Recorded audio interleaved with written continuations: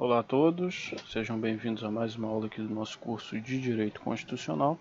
Hoje eu darei continuidade ao que nós começamos ao tratar sobre o preâmbulo da Constituição na nossa série de matérias falando de artigo por artigo.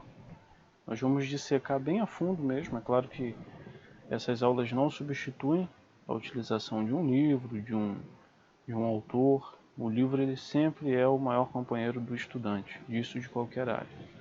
Mas, no que for possível, eu pretendo elucidar qualquer questão que possa estar não tão clara na mente de você que está assistindo essa aula. Hoje eu darei início, não início propriamente dito, porque falamos do preâmbulo da Constituição, mas do artigo 1º da Constituição de 1988.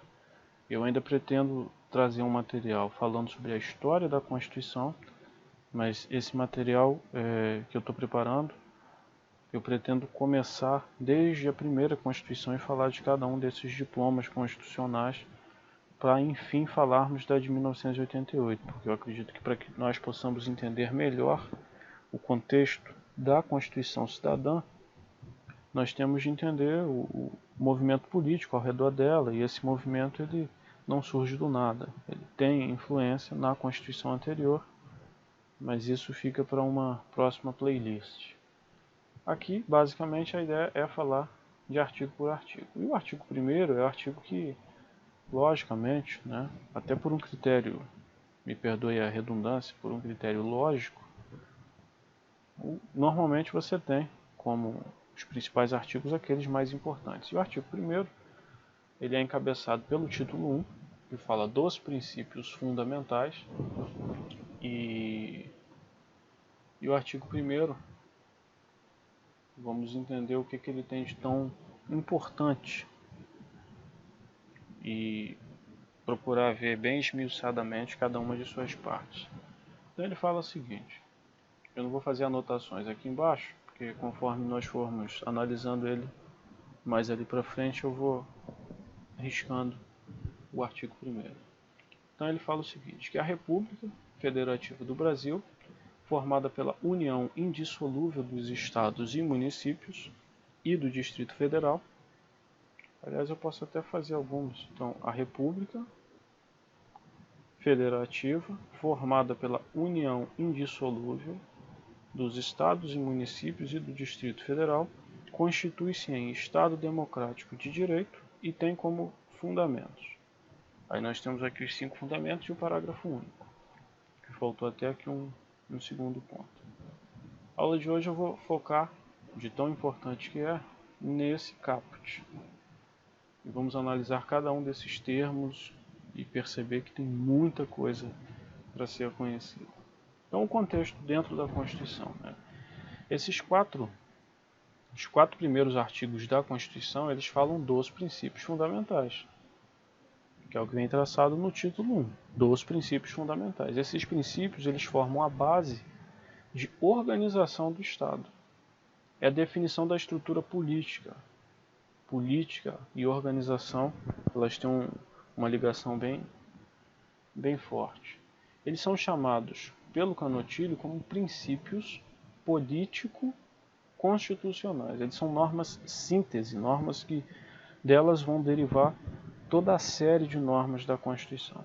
Os demais princípios, para o Canottilho, eles são chamados de princípios jurídico-constitucionais. Então perceba que a chave de mestre aqui é entender para o Canottilho, e isso tem reflexo em muitas provas. Se não me engano, uma das questões que eu trouxe fala sobre isso, é entender o que é a diferença de princípios político-constitucionais para princípios jurídico-constitucionais. Quando fala-se de político, entenda princípios atrelados à organização do Estado. Aí o caput do artigo 1º, ele vai falar da forma de governo. Basicamente ele está querendo dizer quem que deve exercer o poder e como exerce, no caso a República. Vamos ver. Você vê que aqui fala a República, forma de governo. E a república, que foi adotada como forma de governo, está querendo se dizer, como eu disse, quem que exerce e como. A república ela tem como característica a temporariedade de mandato. E lógico, se a república, se a res, se a coisa é pública, a necessidade de transparência na prestação de contas, porque não é uma família real que está no comando, a coisa é de todos, então deve haver uma transparência nessa prestação de contas. Para a temporariedade do mandato, automaticamente é necessária uma eleição periódica. E aqui a questão do plebiscito de 93, estava no artigo o segundo do ato das disposições constitucionais transitórias. Muitos não sabem, desconhecem, mas o artigo 2º do ADCT, ele previa que em 93 ocorreria um plebiscito, e esse plebiscito definiria essas duas coisas aqui. Qual que seria a forma de governo e o sistema de governo. E na forma de governo, o plebiscito definiria se seria uma república ou uma monarquia constitucional.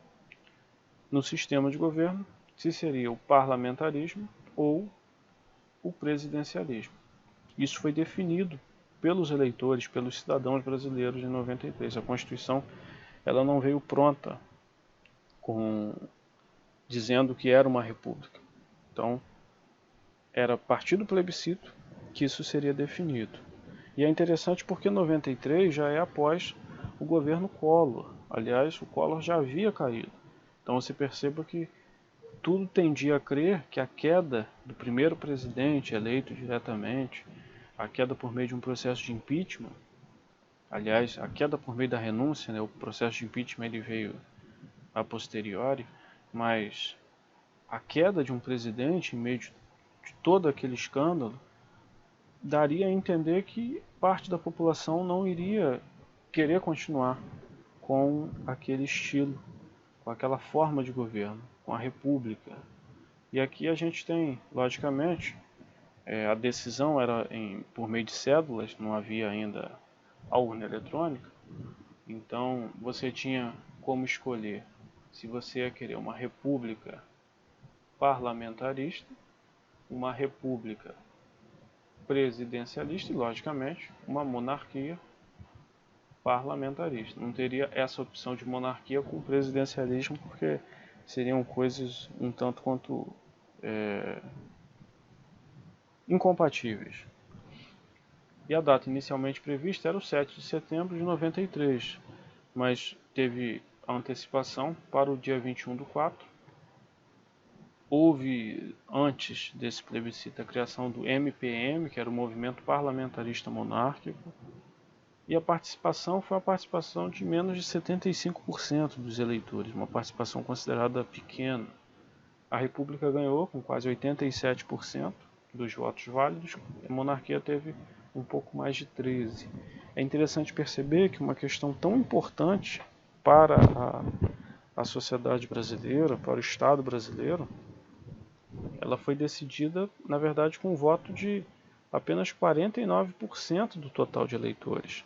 Se nós formos desprezar, na verdade desprezar não, se formos incluir entre votos de eleitores aqueles que se abstiveram, foram apenas 49% que escolheram a República, ou seja, menos da metade dos eleitores escolheram. É claro que no sistema que nós temos eleitoral, isso é desprezível porque o que valem são os votos válidos. Eu não estou colocando aqui de forma alguma nenhum tipo de crítica em cima da decisão em si. A minha crítica é em cima da pouca participação popular, porque eu acredito que quanto mais nós participemos das decisões, melhor é.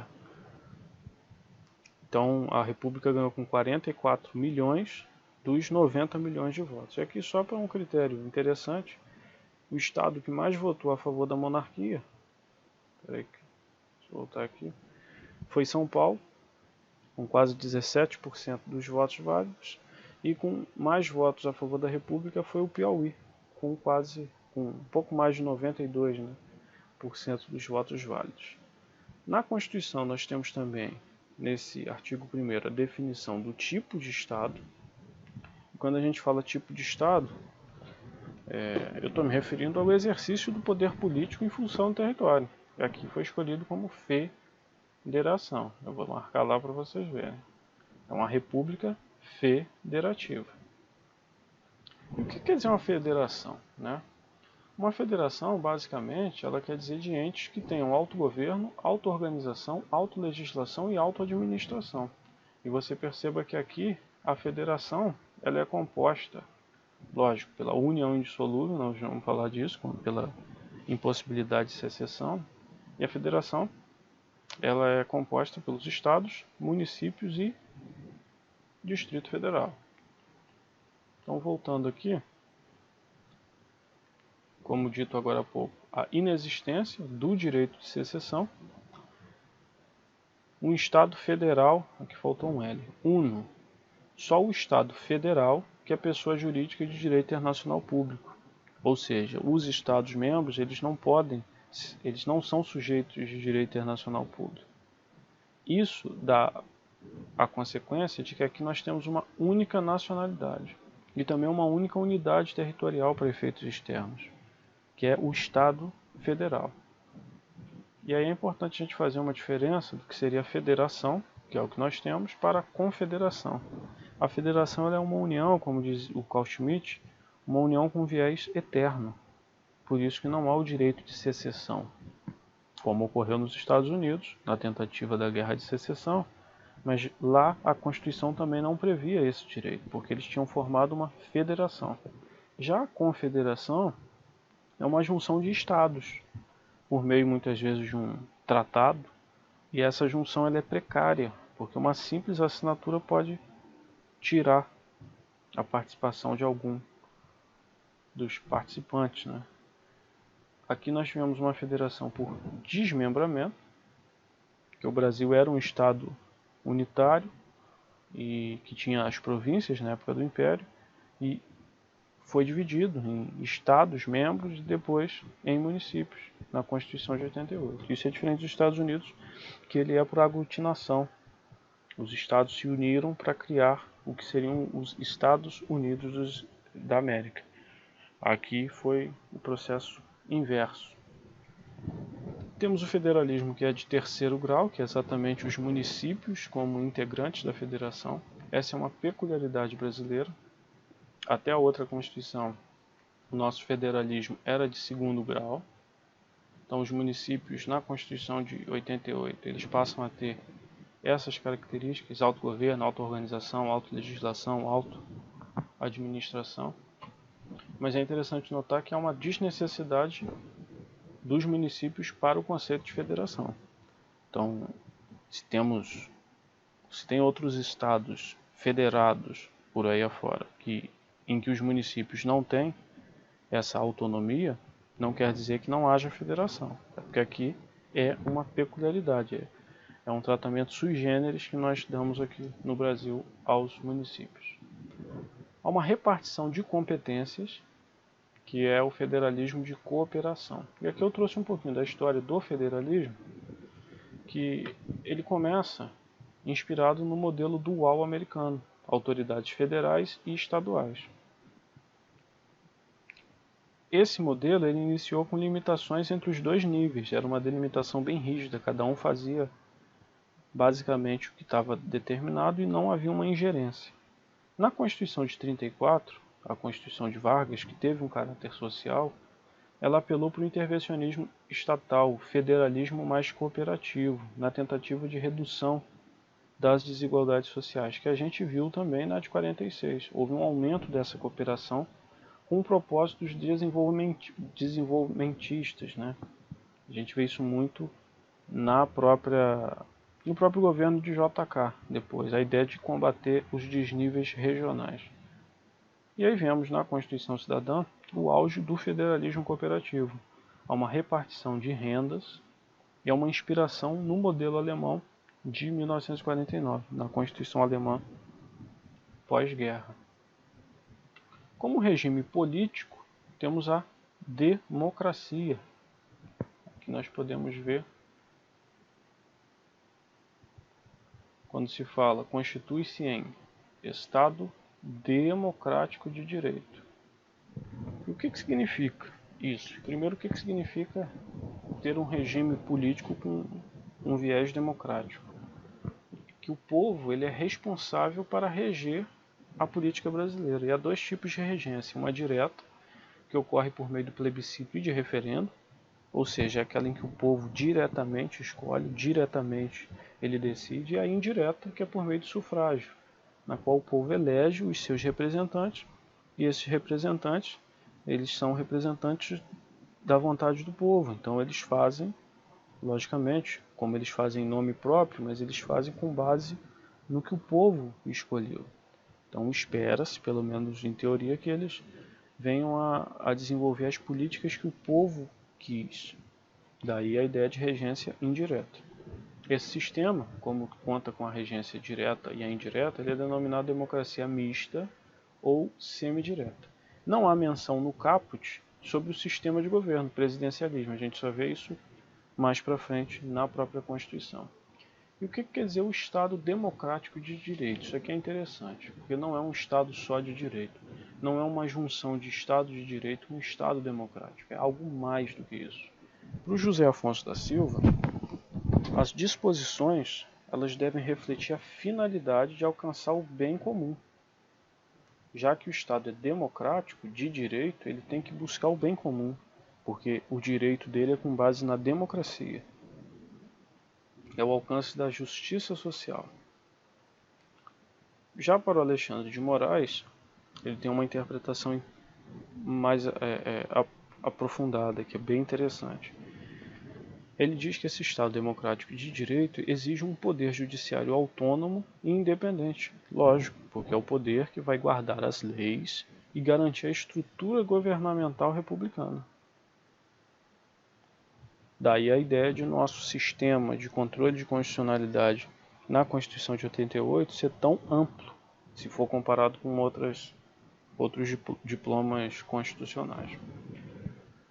E como é um Estado democrático de direito, ele fomenta a participação do povo na construção de um projeto de sociedade.